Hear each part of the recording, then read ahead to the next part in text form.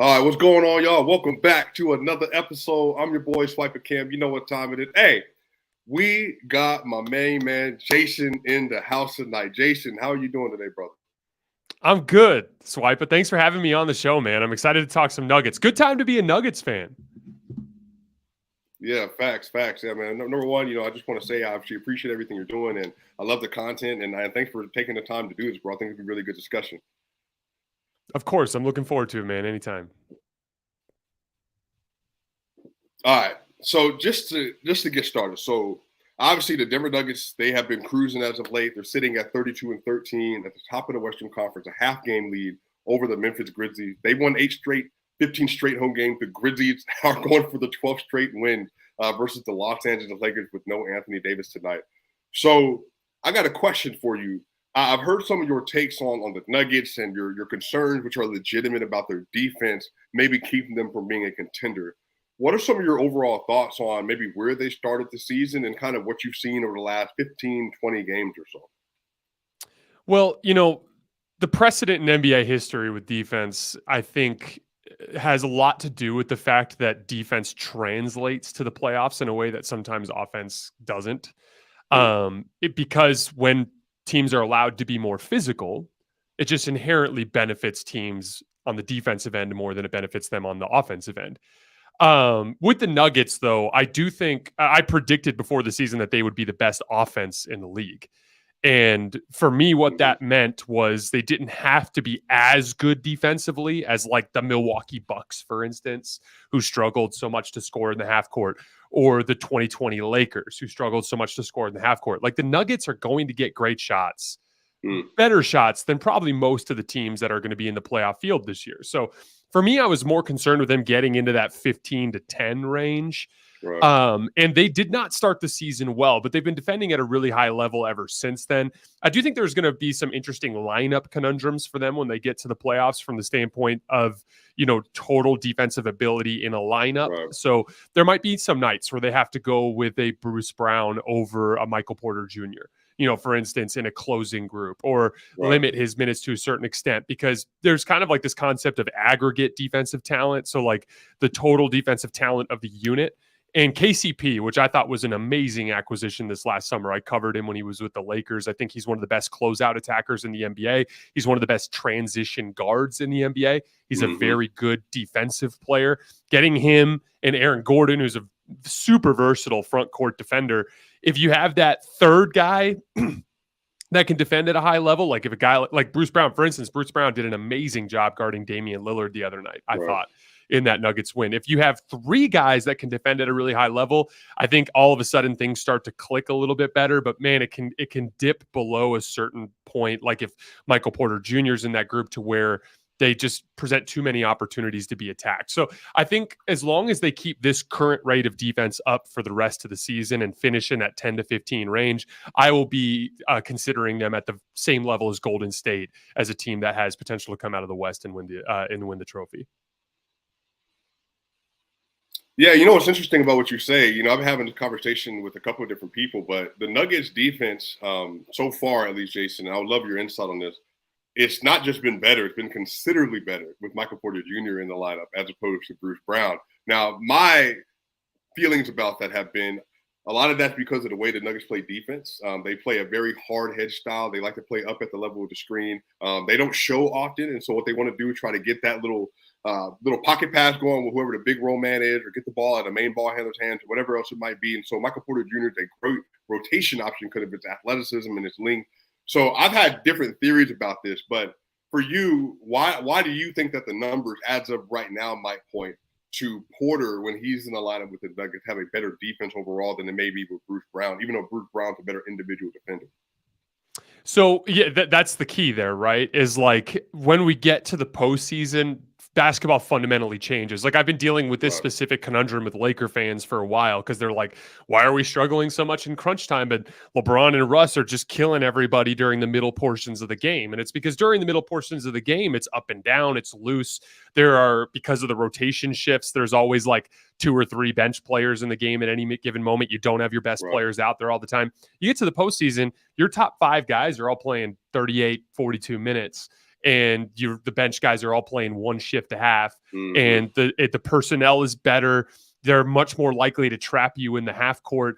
And then also, just because of scouting, teams get in front of sets and they're prepared for all of the actions, and it becomes so much more about personnel at that point. Right. And so, I mean, the truth of the matter is like, I'll give you an example. Utah Jazz, the last few years with Gobert in that group, they would put up these outrageously good defensive ratings in the regular season, because they were running drop coverage and funneling everybody to Rudy Gobert. And in the regular season, there wasn't enough scouting to really pick that defense apart. And then each of those last 2 years for Gobert, when they fell apart, they were awful defensively in the playoffs. Like, not just bad, they were awful. Like, the one year they lost to Paul George and the Clippers, they had like a 130 defensive rating after being the third best defense in the league. So I look at it more from a personnel standpoint. When I look at regular season defensive ratings, I actually look at that as a better indicator of your consistency in effort and habits.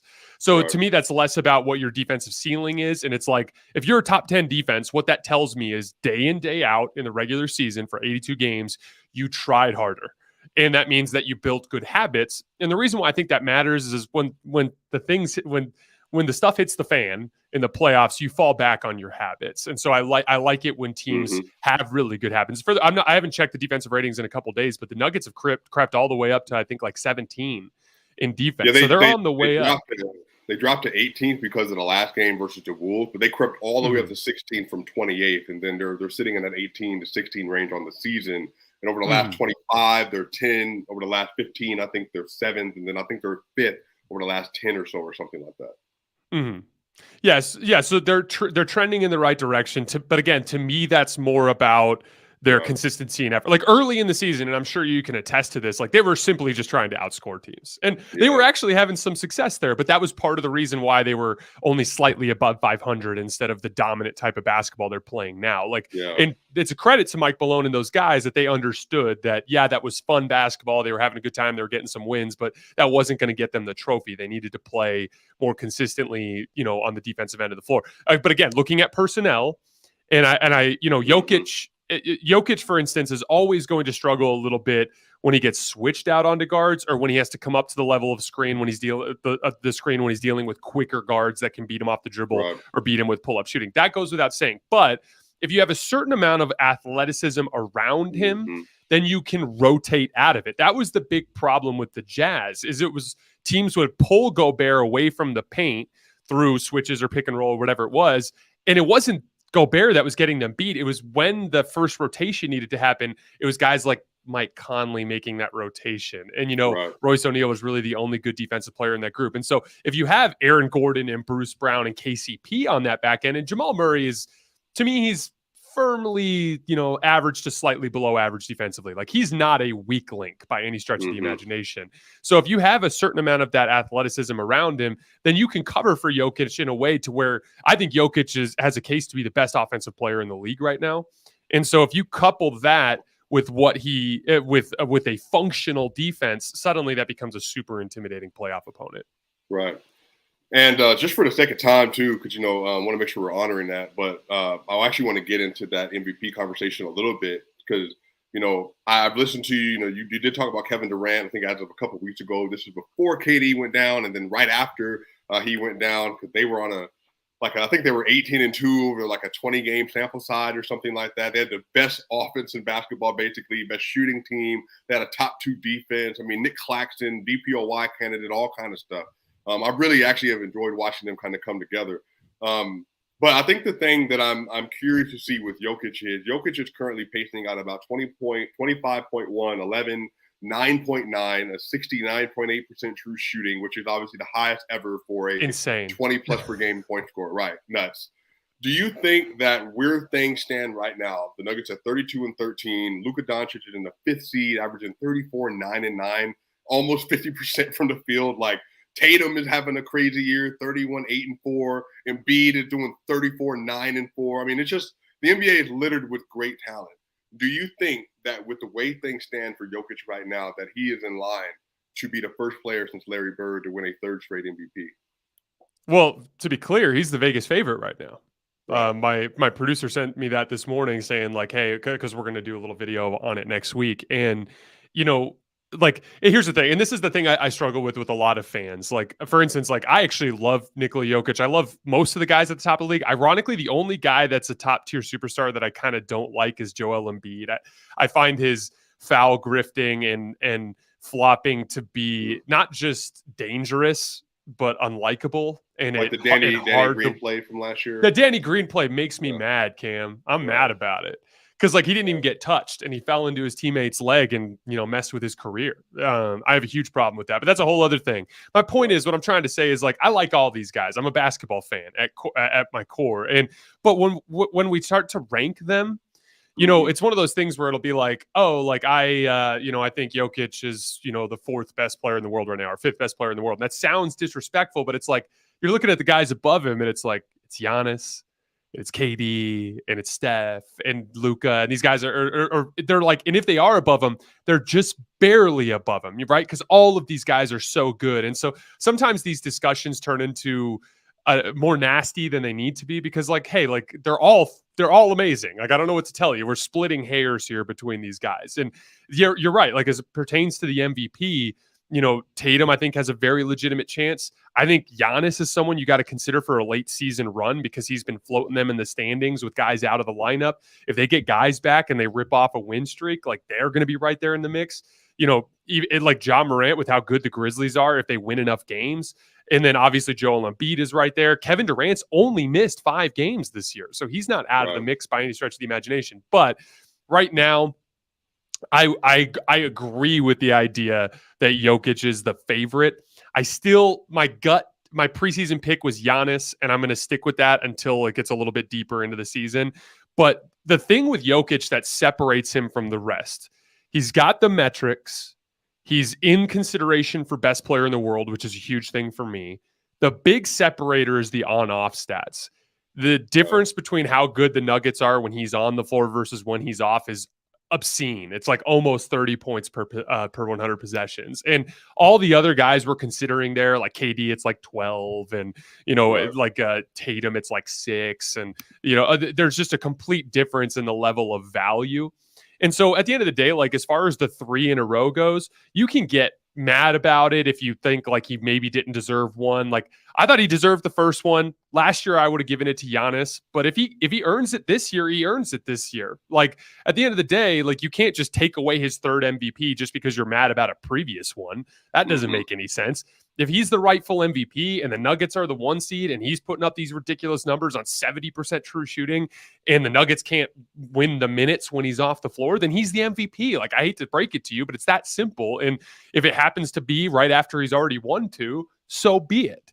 And I think, we can question I question the Nuggets as a whole, as it pertains to the playoffs, but Jokic as a whole, when you factor in his defensive abilities and his offensive abilities, he's every bit as effective a playoff player as the guys at the top of the league. So I don't think you can punish him for playoff success the way you would with someone like a James Harden, right? Or Joel Embiid. Like Joel Embiid, like to me, it's like until you show me you can make a jump shot in the playoffs, like I don't want to hear it because every year he makes these 15 footers and then he goes up to the Miami Heat in the second round and he can't make them anymore. Like I don't know what to tell you. So like for me, if he deserves it, he deserves it. And if it's 3 in a row, then that's fine with me. Yeah. So I think the only thing I wanted to have a conversation with you about Durant is I think Durant's an incredible player. I do think, and again, Jason, you tell me if I'm tripping. I think that because of the recent developments since the Golden State era, Durant's deficiencies as a playmaker, and I think as a primary ball handler. Now, we've seen peaks. The Milwaukee Bucks series when he was getting 47, 15, and 12, and you finally saw him going full bar because, again, there's no Kyrie, there's no Russell Westbrook, there's no Steph Curry. I think the thing with Durant is, I think as good as Durant is, and as a scorer especially, I think defensively he's been very good for them relative to having Ben Simmons and Nick Claxton on the court with him. Extremely good. But I think the difference, though, is that the way that Jokic, in particular player for player, is able to elevate as a floor raiser is distinctively different than what Kevin Durant had been throughout the course of his career thus far. Now, whether it be the Warrior numbers and the on-off when he was with the Warriors and even now with the Nets. Now, again, just to be clear, Durant with Kyrie and the rest of the roster, they're loaded. But just player for player, I do think that there are some things about Jokic's game that for me at least say this is a more valuable kind of player that I would want in a certain situation to be the best player on the court that I'm building around. Now, if you're telling me I can have Kevin Durant next to Steph Curry, then that changes the whole algorithm because now we're off the board. But do you think that, do you see any distinct differences between their game, or even for yourself, what even for you right now gives you a leaning maybe toward KD over somebody like Jokic right now? So I generally agree with you in the sense that for his career, Jokic has been a much better floor raiser. I do think that Kevin Durant is having a truly great floor raising season this season. Right. This season in particular is a super unique Kevin Durant season, and I hope that people gain a certain appreciation for him. I'll give you an example. Like Kevin Durant, one of the things in his career that he's been massively underrated with, especially in this latter phase, is his playmaking. And like, for instance, we've given Steph Curry tons of credit over the years for using his gravity to weaponize, the defense away from the rim so that they can get layups and dunks. That's literally what KD's been doing with the Warriors this year, or excuse me, with the Nets this year. He's coming off of every ball screen. He's drawing multiple defenders. He's making the right play. He's not getting the assist because it's usually a hockey assist, but it's raising the floor of that offense to a point where guys like Royce O'Neal and Yuta Watanabe and TJ Warren and Nick Claxton are feasting off of the 4-on-3s that are generated when Kevin Durant is in pick and roll. And so I think, again, like in the grand scheme of things, I agree with you. Like Jokic is a better floor raiser. If I needed to start, if I was going to give it, if someone said, Jason, no other stars, just 7 league average role players, who would you rather have, Kevin Durant or Jokic? Like, I'm taking Jokic because he's so good at functionally making that all work. But in this particular season, Kevin Durant deserves a ton of credit for the floor raising job he's done with the Nets. I mean, dude, they were down in the dumps when Kyrie got suspended. Like, it could have gone so south there, and he dragged them out of the abyss and made them a functional team. But again, like you say, hey, I think Jokic is more valuable. I can't tell you you're wrong. Right. Like, I can say, I think KD's slightly more valuable, or here's the thing, like KD's missing games. And I think Jokic has only missed 1 game this year, right? If I remember correctly. He missed 4, 3 for COVID, 1 because of the wrist. That's right. There was the COVID. Okay. So chances are he's going to end up missing half to a third as many games as KD because Jokic is always available. So that's going to be enough for me. Like, I'm sorry. Like Jokic is going to get the MVP if KD misses 12 games and Jokic misses 4, But like at the end of the day, like, even if they throw it to Tatum, like, what am I going to do? Say Tatum doesn't deserve it? Like, if they give it to Embiid, all of these guys are having MVP seasons. Like, if you take any of these guys and you drop them into 2017, Russ is finishing 6th in the voting. You know what I mean? So it's like, it just doesn't. It's just one of those things where many fan bases are going to be super pissed off when this is over, and they'll have every right to be. But at the same time, you're not going to be able to look at that guy and be like, he didn't deserve it. So you know what I mean? Kevin Durant. So rank these seasons for me: 2014 Kevin Durant, 2020, 2021 Kevin Durant, and then 2022, 2023 Kevin Durant. I think this is the best version of KD ever. And then I'd go 2021, and then I go 2014. I mean, this is just me as a dude who, like, for instance, I think I'm way better than I was when I was playing in college. Like, I'm not in shape the way that I was. I can't jump quite as well. But, like, dude, I think basketball IQ is such an important part of the game. And I think Steph in particular and KD are both better than they've ever been. Now, Steph's working his way back from an injury, and he's a little out of rhythm right now. But these guys are better than they've ever been. I'll give you an example, Cam. Like, can you imagine this version of Jokic if we dropped him into the 2020 playoffs?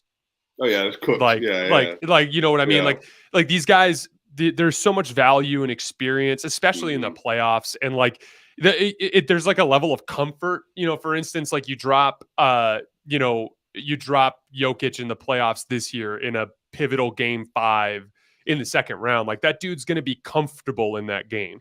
Whereas like if Ja Morant, if it's like, he's playing game 5 in Denver and the series is tied at 2. Like, he's probably in his head, like, man, I hope I play well tonight. Like, I hope my shots fall in, he's going to have, because he hasn't been there enough times to build that confidence. You know what I mean?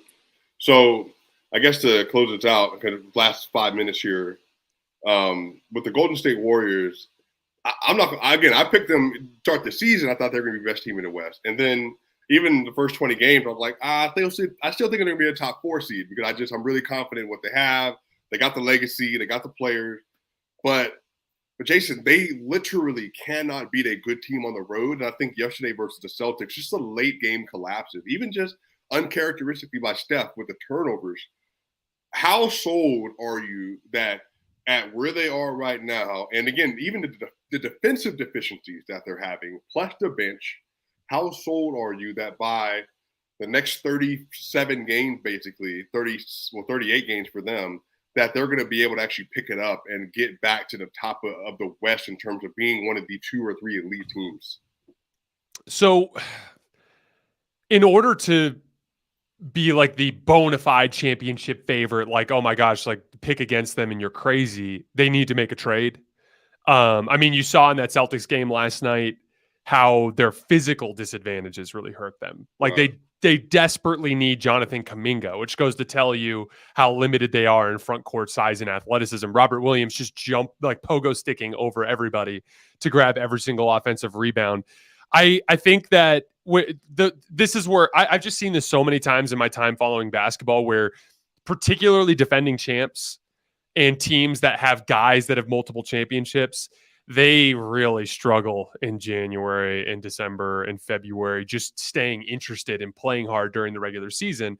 And so what I look at is Steph, Clay, Draymond, Andrew Wiggins, Jordan Poole, Kevon Looney. If I've got those 6 guys and they're healthy and in rhythm in the playoffs, rhythm's a huge part of it. Wiggins and Steph both just came back from injuries and they both sucked last night, for the most part. Like, that's a huge part of the game. It's no different than when Jamal Murray first came back and he was a shell of himself for the first 2 months. You know what I mean? Like, it just, you're building that rhythm, that timing, that lift, that all that stuff, your touch, all that stuff you're calibrating as a basketball player. It even goes further than that to seeing the floor. Like, Steph made some silly turnovers in the fourth quarter last night that you just don't expect him to make in a big environment. So for me, like, if they make, I still have them coming out of the West, but I have the Nuggets right there with them now, which I did not before the season. Then I have the Grizzlies like a firm level below that. I do not trust their half-court offense at all. It's just the half-court offense, and you just don't trust the playoff experience with them a little bit? Yeah, but playoff. Here's the thing: it's like you need a ton of aggregate ball handling and shooting to score in the playoffs. That's just a fact. And the Nuggets have a ton of it. The Warriors have a ton of it. The Grizzlies just don't. And if John Morant's not hitting his pull-up 3, they're not going to be able to score efficiently. Desmond Bane's making steps. The problem with Desmond Bane is Desmond Bane's really good coming off of curls and screens and that kind of thing. But like, if he's just staring down Andrew Wiggins and he's to break him down off the dribble and make a play, that's not going to end well most times. And so at the end of the day, like, I put the Grizzlies a firm level below them. Now, if the Warriors flip James Wiseman and Moses Moody and get a big backup center like a Jakob Poeltl, or they go get another super athletic forward, then I would probably put them at a significant level above the Nuggets. But I don't think they're going to make that trade. And that's what's going to be so exciting for Nuggets fans, is like, Joe Lacob is convinced that this season's like a waste, and he's got his focus on the future and on what these young players can do, which is so stupid. And so what that means is they're probably not going to do anything. And if they don't do anything, this is a matchup that is really interesting specifically for Denver. They won that game early this season. I think it was not opening night. Was it the second game of the season? Second game of the year. Yeah. That was a Bruce Brown 25-5 game. Yeah. Yes. And even if we go back to the first or the second round series, was it second round last year when they played Denver? It was first round. First round. Even when they played Denver in the first round last year, like, the Warriors won convincingly in the series score, but every one of those games was a pain in the ass for the Warriors because, like even Draymond just having to dig way down to get one big steal on Jokic in a game that the Nuggets could have won. That's without Jamal Murray and without Michael Porter Jr. And without Bruce Brown and without KCP. Like, this is just a much better version of that team. And so from that standpoint, like, as a Denver fan, I'd be looking at it like we got a coin flip chance to beat the Warriors and go to the finals. And that's got to be super exciting. Right. And again, you said you had to be gone at 3:35, by the way. I want to make sure 1:45. I got about 10 more minutes. Okay. So, and again, no, we're rolling, Jason. I love talking hoops. So, like, I love this. Oh, yeah, man. What do you think? And I actually would love to hear your piece on this, because this is like a Twitter debate right now. Obviously, this is kind of, especially like you got your NBA Twitter, you got Black NBA Twitter. We're just having the discussions about everything. What do you feel like if Jokic was able to win in a championship this season? What do you feel like that would do for his legacy and maybe even his standing amongst some of his peers? Because a lot of people are still very hesitant, it seems, which I think for many reasons. You've never seen a center not be a defensive anchor and then win a championship. And then on top of that, you've never seen a center be the level of playmaker that he is right now. So I think there's a lot of real questions. What do you feel like a championship would do to maybe validate him as an overall player? Dude, the championship is everything. I mean, like, look at Giannis. Like Giannis has played awful this year in a lot of different ways, particularly with his jump shooting. I mean, he's still having a good season. Like he's still Giannis and he's still an MVP candidate, but like he hasn't quite looked like Giannis, but everyone's just like, he's fine, because he's a champion. Like that when you're a champion, it just buys you all sorts of leeway in these sorts of discussions. The Jokic thing is super interesting to me. And I have a theory about it because I don't know if you saw this morning, the jersey sales came out and Jokic was not in the top 15. Right. And to me, that's depressing as a basketball fan, because like, regardless of the fact that, yes, I've been critical of Jokic's defense from time to time, like regardless of that, like I love his game because what it is, I coach basketball as well. Like it's such a pure form of basketball in the sense that like, I did this for the, when he had 38 the other night against Portland, or 36, 28 of his 36 points were in the flow of the offense. Like without even having to run a post up or an ISO, he scored 28 points. Now he added 8 points in post-ups and ISOs and finished with 36. But like it was just like little, cuts to the basket here, little transition just run by Yusuf Nurkic because he's not sprinting hard enough, which we talked about earlier, but we talked about before we started recording. But one of the things that's been super impressive to me with Jokic is the effort he's putting in to try to keep up in transition as best as he can. And it's really helping them primarily on the offensive end because the Nuggets transition defense is awful, as I'm sure you've known. But but it's helping them a lot on the offensive end to get easy baskets, little pop shots in the short roll and spot up shooting and attacking closeouts. Like he makes the game look so easy that it just goes over everyone's head. Like they just don't understand because they see Joel Embiid mixing people up at the foul line 12 times a game. And they just think that means he's a better basketball player. And I would argue that if Joel Embiid was as attuned to the little things as Nikola Jokic is, he'd be the best player in the world.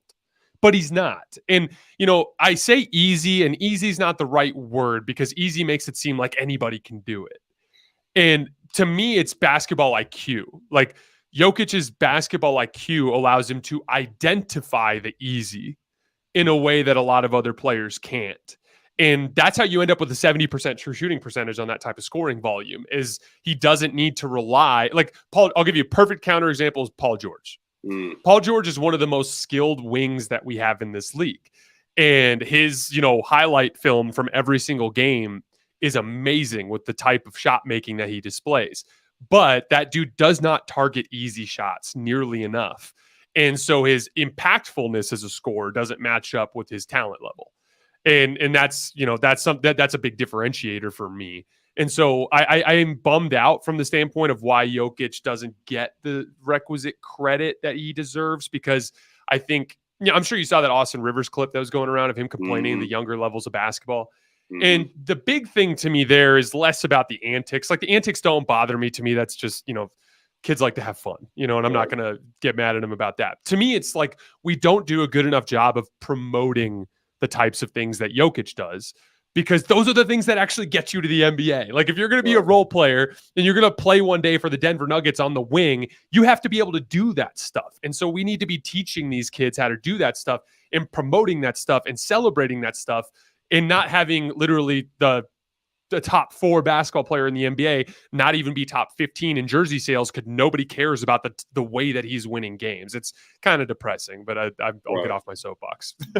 So do you feel like, and again, real quickly, I guess a guard that has taken a similar approach to his play style, I guess what I think of even just taking advantages of the easiest shot on the court, I think of maybe SGA right now, because his shot profile has basically taken out the mid-range in large part and has become that little floater area. But he gets in that space and he does a turnaround, or he'll do a fadeaway, and it's right in that 10-foot area. And then he's not taking a lot of three-pointers, but maximizing his at the rim chances, leading the NBA in drives, And again, he's shooting really well at the rim relative to other guards. He's averaging 30 points a game. Do you see maybe is he the guard that's maybe taking the best approach to maximizing those kind of shot opportunities? That's a super interesting point. And again, there's such a huge difference between the tougher looking jump shots like fadeaways and pull-ups from 10 feet compared to 18 feet. You know what I mean? Because I this is a huge part of my game because I'm big. I'm like 6'6". I've got long arms and I'm a good athlete. So like I work in that short to mid range all the time because that's where my advantages are. And like I would kill to see Jason Tatum do this a little bit more, but which he just refuses to do.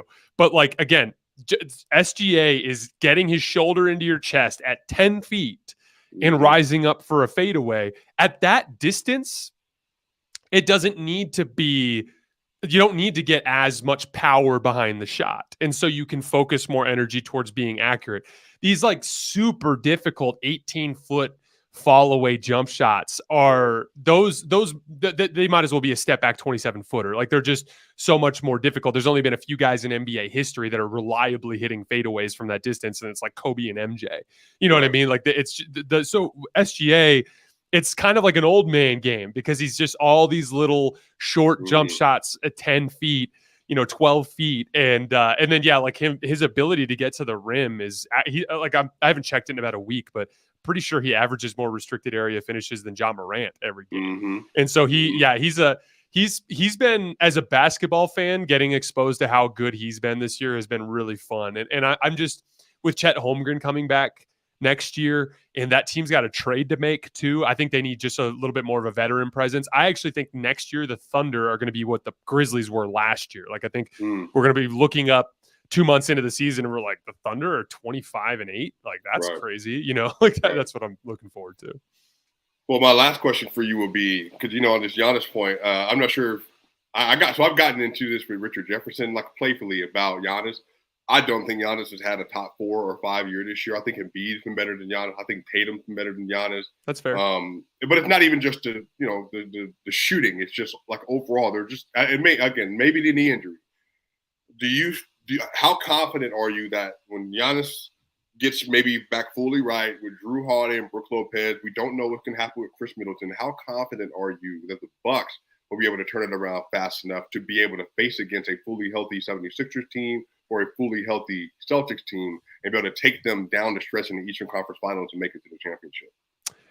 Everything comes down to Chris Middleton. You got to have good spot up shooting in order to give Giannis the opportunities to get to the rim so that he's kicking to players that can knock shots down. I think that's been a big part of why his jumper hasn't worked as well this year. Too many guys have been out of the lineup. They're really loading up. And when teams load up and help, it gives the on-ball defender more flexibility to get up into the shooter, as opposed to when they're actually at full strength, that guy's going to want to give more space so he can be prepared to, meet Giannis's shoulder in the chest. Now, as far as the Eastern Conference goes, and I'm curious to hear what your thoughts are, I think it's all about matchups. Like, I think the Nets would absolutely get beat by the Celtics. Like, I think the Celtics have their number. It's a terrible matchup for them.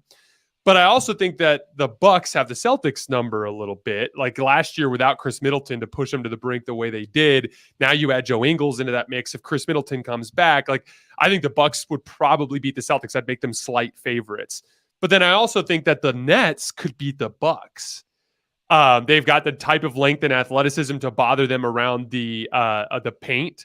And then also the Kyrie Irving, Kevin Durant pull-up jump shooting onslaught is like the kryptonite to the Bucks defense and their drop coverage. So it's all about matchups. And then the Sixers are like this huge wild card because they have one of the most talented rosters in the league. And it really is just like, are Embiid and Harden going to play well? Because if they do, they're going to be a pain in the ass to beat too. Yeah, I actually think it's funny. I think the thing that would make the Celtics struggle is the rim pressure from Giannis is actually the biggest weakness they would have. I think as good as Robert Williams is, nobody is able to stop him, Giannis, when he's on a mission to the basket. And so I think what the things that they do really well, the switchability and the intensity defensively, that doesn't work against teams. They're going to be angling to go at the rim as much as they will. And then having Brook Lopez as well will help that. So I actually think that's really good. I think that Kevin Durant in a series versus Giannis with Kyrie killing the drop coverage, maximizing their shooters. I don't know if they can have Ben Simmons on the court in that series. But I do think without Ben Simmons, they could actually make that work. Yeah, I agree with you. The Ben Simmons piece, it's like they're so talented in their shooting and pull-up jump shooting, and Nick Claxton has been so good under the rim that I think that they could get away with benching him if they need to. But like at the end of the day, like he just gives you an option. It's a body you can throw at a Jason Tatum. It's a body you can throw at a Giannis. It's better to have him than to not have him. But it's kind of like the Russell Westbrook thing. It's just misallocation of resources. It sucks to have a max contract player that's that flawed. Right. And Jason, by the way, it's Jason Timpf. Is how you say your last name? Yep, Jason Timpf. Okay, just make sure. So can you tell people like where they can find you, where they can get your content, where they can follow you on social media, please? Of course, you guys can follow me on Twitter at _JasonLT. My show is on the Volumes YouTube channel, and you can also find it wherever you get your podcasts under Hoops Tonight. And we'll have a Jokic MVP video coming out next week. Cool. Well, Jason, this has been amazing. Thanks for even making the time. Like, seriously, it's a big deal. And I am a supporter of your work from afar, obviously. So I hope to see you continue to do big things, bro. Real big fan of the show. Thank you so much for the invite, Cam. I look forward to next time. Yeah, man. I'll talk to you soon. See you, brother. Y'all, what y'all think?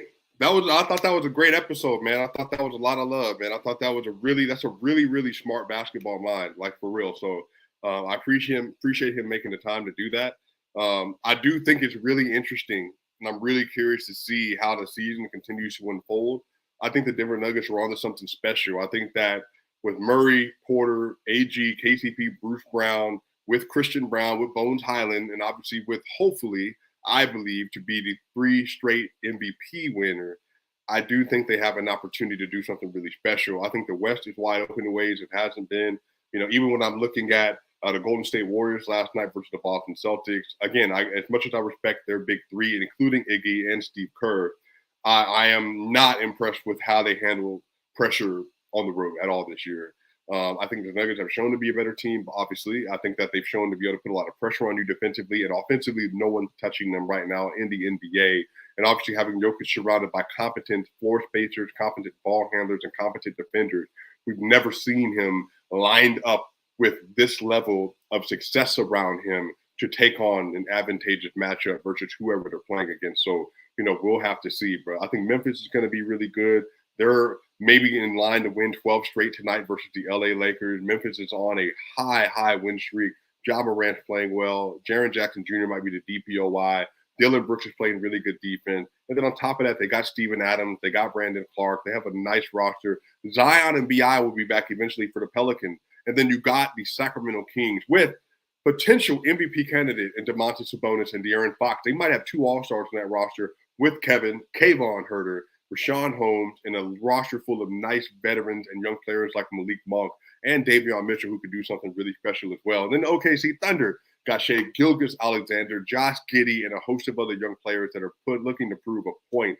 So I really do think, man, that there are a lot of opportunities this season for the Nuggets to do some really special things in the West. I predicted that they were going to make the finals prior to the season starting. What's funny is I pulled up a tweet from July 15, 2022, in which I basically said that if Jokic averages a triple-double, if he's around 70% true shooting, and if the Nuggets are a top 2 seed, a lot of folks are going to be really upset at the end of April when they see that Jokic is on pace to win a 3rd MVP and maybe not be as close as it was last year when he got, I think, 65 first-place votes or whatever else it was. So, I think it's a special year, man. Lord willing, everybody has to stay healthy. I think the Eastern Conference, my pick right now is the Celtics. I think that the Bucks are the next most logical team for me, but I have the 76ers right there as well. The Nets could pop in there. And I'm not going to hold y'all. A lot of people might not be super happy with the Miami Heat, but I think the Miami Heat got a chance to say something really special as well, y'all. But anyway, y'all, please subscribe to the channel. I'm going to have more guests on like that. That was an excellent episode. I'm looking forward to doing more stuff like that as well, y'all. So Swipa Gang, hit the subscribe button.